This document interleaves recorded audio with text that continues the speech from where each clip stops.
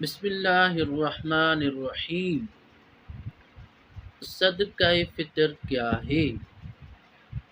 صدقہ فطر اس کو کہتے ہیں جو ہم رمضان شریف میں روزے رکھتے ہیں اور روزے میں ہم سے جو کمیاں اور کوتاہیاں ہو جاتی ہیں، تو جب ہم صدقہ فطر ادا کرتے ہیں تو اللہ رب العزت ان کمیوں اور کوتاہیوں کو دور فرما دیتا ہے۔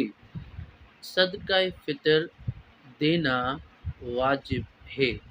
اب اس کی مقدار، شریعت مطہرہ نے اس کی ایک حد مقرر فرمائی ہے۔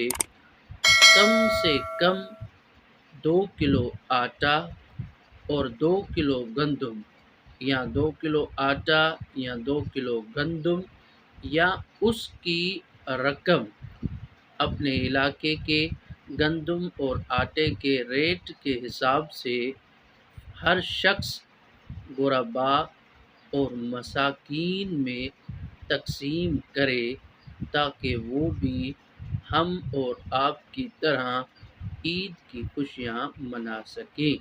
وما علینا الا البلاغ المبین۔